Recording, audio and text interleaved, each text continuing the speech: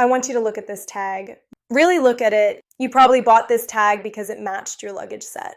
Maybe it's a nice leather one you got as a retirement gift. You sat down at your kitchen table, you took a nice pen, and you carefully wrote your name, your phone number, and, most dangerously, your full home address. You thought you were being responsible. You thought, if my bag gets lost, I want the airline to know exactly where to send it. I am here to tell you that by writing that address, you didn't just label a bag. You just signed a permission slip for a criminal to destroy your life. Think about what this tag actually says to a stranger. It doesn't just say, return to 123 Maple Street. It says, the owners of 123 Maple Street are currently at the airport. They are flying to Rome. They are flying to Rome. They will likely be gone for at least 10 days. The house is empty. The alarm might be off. Take your time. In the airline industry, we call this the open invitation. Every day I see passengers walking through the terminal with these tags flapping in the wind, completely visible to everyone around them. And every day I hear the horror stories of what happens when those passengers get home. I'm talking about couples who have returned from the trip of a lifetime, relaxed, tanned, happy, only to put their key in their front door and realize it's already unlocked. They walk in to find their sanctuary gutted, jewelry gone, heirlooms gone, the safe drilled open. Why? Because they put their address on a piece of plastic and paraded it through an international transportation hub. Today we are going to stop this habit right now. If we haven't met before, welcome aboard. My name is Sophia. I have been a flight attendant for 15 years. I have worked domestic hops, and I have worked the long-haul international routes across the Atlantic and Pacific. Most people think my job is just to pour Diet Coke and point to the emergency exits. But my real job, the one I take most seriously, is to be a guardian. I watch people. I watch patterns. I see things in airports that you don't see because you are too busy looking for your gate or checking your boarding pass. I have spent thousands of hours in baggage claim halls. I have friends who work in airport security. I know exactly who touches your bag, who looks at your bag, and how the lost and found system actually works. I am making this video because I am tired of seeing good people like you who have worked hard for their retirement trips, become victims of preventable crimes. By the end of this video, I am going to teach you exactly what to put on that tag to make sure your bag comes back to you without giving away the keys to your castle. Secret number 1, the Carousel Vultures. It's not about the bag. Let's start with the most public threat. We call them the Carousel Vultures. Most travelers assume that the only people in the baggage claim area are other passengers. This is false. In many airports around the world, and even some in the US, the baggage claim area is a semi-public zone. Even in secure airports, it is very easy for someone to buy a cheap domestic ticket just to get airside access, or for people to linger near the exits. Here's the psychology of the vulture. They do not want your bag. Stealing a bag is risky, it's heavy, it's noticeable. You might catch them. They want your information. I want you to visualize the luggage carousel. You are standing there, tired, waiting for the buzzer to sound. The belt starts moving. Bags start tumbling down the chute. As those bags circle around, what happens to the luggage tags? Gravity happens, the bags tumble, and those little leather privacy flaps on your tags flip open. A vulture stands casually near the belt, pretending to look for their own suitcase. They are holding a smartphone. As your beautiful, expensive Samsonite or Rimowa bag rolls past them, they don't grab it. They simply snap a high-resolution photo of the tag. The insider secret: criminals profile you based on your luggage. If you have a hard-shell Rimowa case, which costs $1,000 plus, and a priority tag from the airline, and your luggage tag says you live in an affluent suburb, you have just been qualified as a high-value target. The real-life scenario. I remember comforting a passenger named Mrs. Gable. She was a frequent flyer, very sharp. She told me on a flight that she had been burgled the previous year. She couldn't figure out how they knew she was away. She hadn't posted on Facebook. She told no one. Police investigation revealed that a ring of thieves was operating at her home airport. They would spot locals leaving for long international trips, snap photos of their address tags in the check-in line or baggage hall, and then rob the house 2 days later. Mrs. Gable's address was photographed while she was standing in line for coffee at the terminal. The thieves knew she was flying to Tokyo, a 12-hour flight. They knew they had a 24-hour head start before she could even answer a phone. The consequence: The mental trauma of a home invasion takes years to heal. It affects your blood pressure, your sleep, and your sense of safety. Is it worth risking that for a luggage tag? Secret number 2, the ramp rat and the internal theft ring. Now let's go deeper. Let's talk about what happens to your bag when it disappears down that black rubber curtain behind the check-in desk. It enters the domain of what the industry affectionately, and sometimes not so affectionately, calls ramp rats. These are the baggage handlers, the tarmac workers, and the transfer drivers. Now, please hear me clearly. 99% of these workers are hardworking, honest people who are breaking their backs to get your bag on the plane. But in any workforce of thousands, there are bad apples. And in airports, those bad apples are often recruited by organized crime. The industry mechanism. When your bag goes down the chute, it often sits in a holding area or on a cart for 30 to 60 minutes before it is loaded. In that time, a handler has total privacy with your luggage. If you have your home address written clearly on the card, a dishonest handler doesn't need to steal your stuff. They just need to text your address to their associate on the outside. The chalking code. We have even seen cases where handlers use chalk or small stickers to mark bags that have high-value addresses, signaling to other handlers down the line or at the destination that this person is a target. The real-life horror story. I once had a passenger in business class who was absolutely irate. He looked out the window while we were delayed on the tarmac and saw a baggage handler holding his bag, reading the tag, and then pulling out his cell phone to type something. The passenger banged on the window, the handler dropped the bag and walked away. Was he just texting his girlfriend? Maybe. But was he texting the address he just read to a burglary ring? It's a terrifying possibility. This passenger was terrified for his wife, who was actually not on the trip. She was at home alone.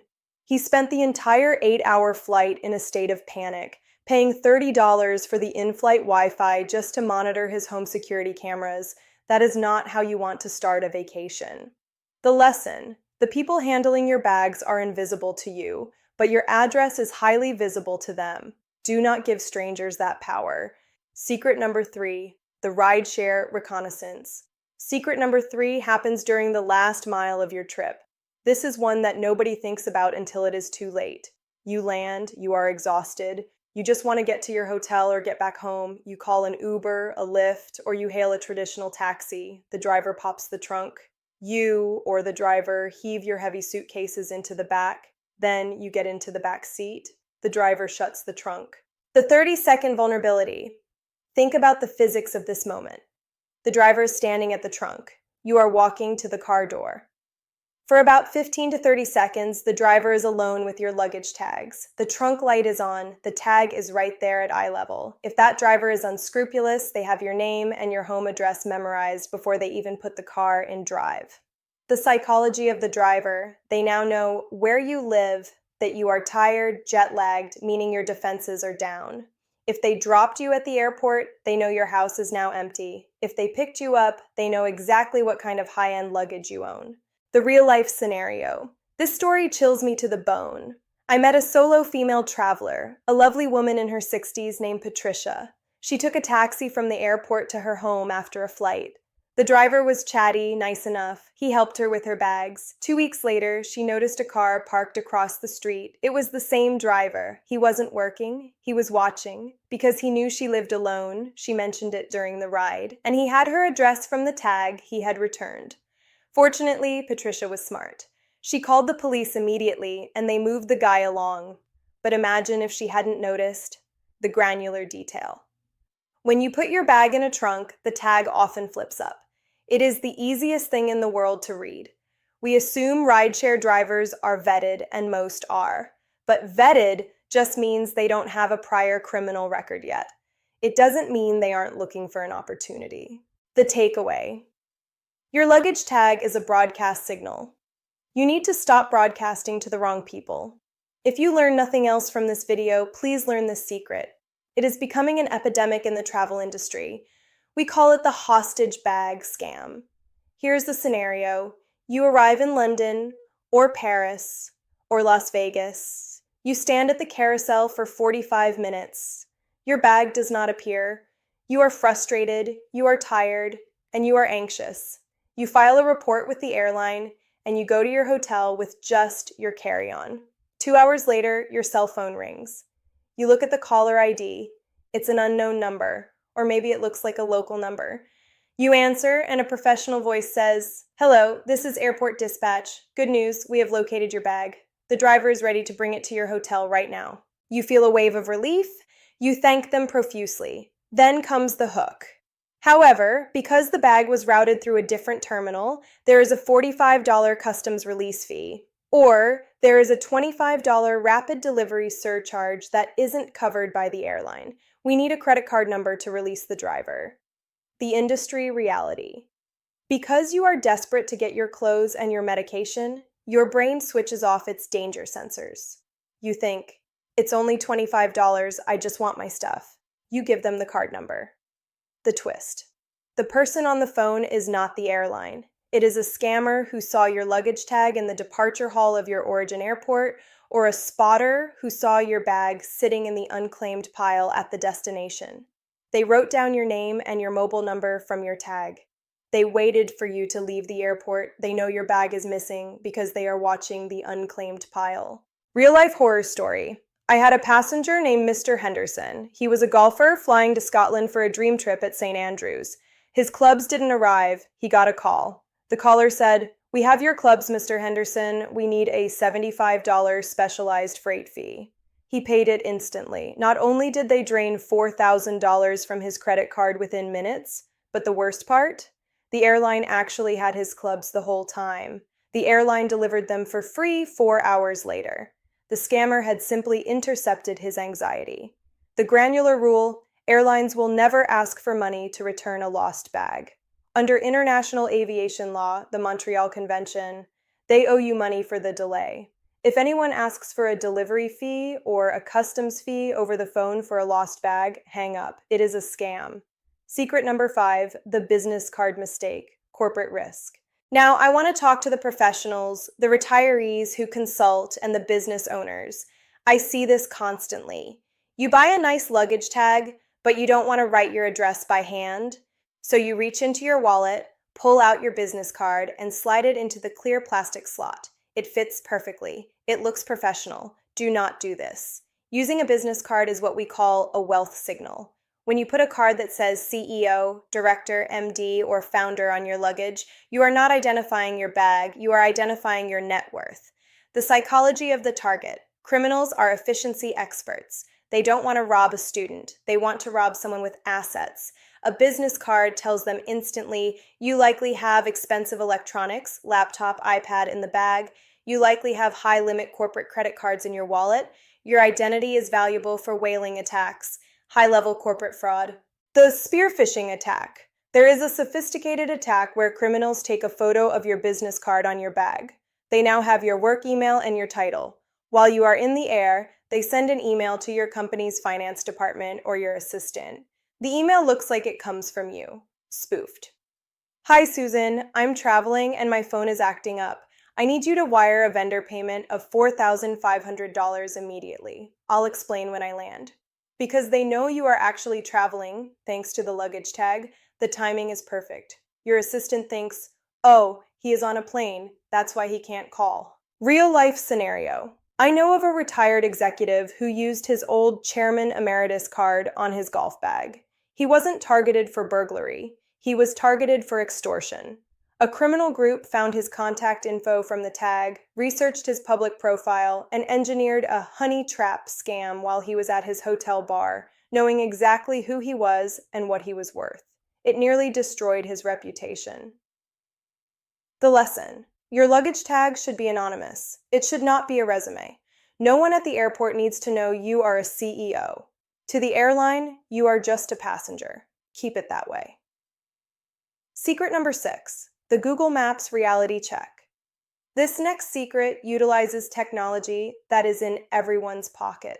When you write your home address on your tag, you are inviting every person standing in the security line behind you to virtually visit your house. The mechanism. It takes approximately 10 seconds for a stranger to open the Google Maps app, type in the address they see on your bag, and switch to Street View. While you are taking off your shoes and putting your laptop in the bin, The person behind you is virtually standing on your front lawn. What are they looking for? They are performing a digital casing. Seclusion. Do you have close neighbors, or is your house isolated behind hedges? Access. Is there a side gate? Is it open in the photo? Security. Do they see cameras? Do they see a beware of dog sign? Wealth. Is there a Porsche in the driveway? Is the house large? If they like what they see, and they know you are standing in front of them with a passport and a suitcase, they know the house is ripe for the picking. They text the address to a local associate, and the job is done. Real-life scenario. I once watched a security tape review from an airport coffee shop. A man was standing in line behind a woman with a large designer tote bag. Her luggage tag was dangling. On the security tape, you could clearly see the man zoom in on her tag with his eyes, pull out his phone, type something, and then show the screen to his friend. They both laughed. Was it Google Maps? Was it Zillow to check the home value? We don't know, but the intent was clear. They were assessing her value based on her real estate. The granular advice: do this experiment tonight. Go to Google Maps, type in your address. Look at the street view. Does it show your expensive car? Does it show that your hedge hides the front door from the street? If your house looks like an easy target on Google Maps, you must be doubly careful about who gets that address. Secret number 7, the hotel lobby spotter. Finally, let's talk about the destination. You have arrived. You take a shuttle or a taxi to your beautiful hotel. You walk into the lobby. The bellman takes your bags and puts them on a gold cart. He parks that cart in the middle of the busy lobby while you go to the front desk to check in. This is the lobby spotter's playground. The scenario: high-end hotels are public spaces. Anyone can walk in, sit in a chair, and pretend to read a newspaper or look at their phone. Your bags are sitting there on the cart, unattended, often for 10 to 15 minutes while you argue about your room view or hand over your credit card. The tags are visible. The threat: a spotter reads your name and your room number once the bellman tags it, or they read your home address from your personal tag. The consequence: there are 2 versions of this scam. The room charge scam: they go to the hotel bar, order expensive drinks and food, and tell the bartender, "Put it on room 402, name is your last name." They know this because they saw your bag go up. The reverse home invasion: if they are local to your home city, part of a ring, they send the info back home. But often, they use this info to target you at the hotel. They call your room pretending to be the front desk, asking to verify credit card details. Real-life scenario: a couple in Hawaii. They checked in. An hour later, they got a call in their room. "This is the front desk. We had a glitch with your card at check-in. Could you read the numbers back to us so we don't have to disturb your evening?" It worked because the caller used their last name, Mr. and Mrs. Miller. The scammers had simply read the tag on the bell card in the lobby. The lesson: your bag is never truly safe until it is locked inside your room. Even in a 5-star hotel lobby, your data is exposed. Okay, Sophia, you've scared me. I get it. No home address. But if the airline loses my bag, how do they get it back to me? If I don't put my address, is it gone forever? Absolutely not. In fact, the airline rarely looks at the address on your leather tag. They look at the sticky barcode they printed at the counter. Your personal tag is just a backup, but we need that backup to be safe. So here's exactly what you are going to write on your tag starting today. I call this the Safe Tag Protocol. Line 1, name. Write your first initial and last name. Do not write Mrs. Elizabeth Kensington. Write E. Kensington. Why? Because it hides your gender. A solo female traveler is a bigger target than a generic name. E. Kensington could be a 6'4" male linebacker. Let the criminals guess. Line 2, phone number. Do not use your direct cell phone number if you can avoid it. The pro move is to get a free Google Voice number. It forwards to your cell, but if a scammer gets it, they can't reverse look up your home address from it. If you use your cell, always include the country code, e.g. +1 for USA, +44 for UK. The airline might be trying to call you from Dubai. They need the country code. Line 3, email. Create a specific email address just for travel. Something like kensingtontravels@gmail.com. Do not use elizabeth.kensington.1955@gmail.com. Do not use your work email. If this email gets compromised or added to a spam list, you can just delete it. It doesn't affect your banking or your personal correspondence. Line 4, the address, the critical change. Never write your home address. Instead, you have two safe options: work address. If you still work, use your office address. It is secure, staffed during the day, and nobody sleeps there. See inside for details. This is my favorite. Write contact for address or see itinerary inside. Then place a piece of paper inside your suitcase, right on top of your clothes, with your full contact details and your hotel itinerary. If the bag is truly lost, the airline will open it. They will find the paper. But the Carousel Vulture, walking past your bag, cannot see inside. The pro tip: don't just scribble this on the little card that comes with the tag. Those cards fade and get wet. Type it up on your computer in a bold, readable font. Print it out, laminate it with clear tape, slide it in. Make it look neat, but make it private. Now, we move to the 21st century. The physical tag is your backup. Your digital tag is your primary weapon. I am talking about Apple AirTags for iPhone users or Samsung Smart Tags for Android users. These devices have revolutionized travel safety. They cost about $25. They use the billions of phones walking around the airport to ping your bag's location to you privately. But, and this is a big but, you have to use them correctly. Step 1. Hide it deep. Do not hang the AirTag on the outside of the bag in a cute little keychain. That just screams, steal me first, or rip me off. Hide the AirTag inside the bag. But don't just throw it in the main pocket where it can fall out. Open the fabric lining of your suitcase, the zipper in the middle. Tape the AirTag inside the rigid frame of the bag. Now, even if a thief dumps your clothes out, they won't find the tracker. Step 2. The speaker hack advanced. If you are tech savvy, there are YouTube videos on how to disable the speaker on the AirTag so it doesn't beep if a thief moves it. This makes it a stealth mode tracker. Real life victory. I had a passenger whose bag was stolen right off the carousel in Atlanta.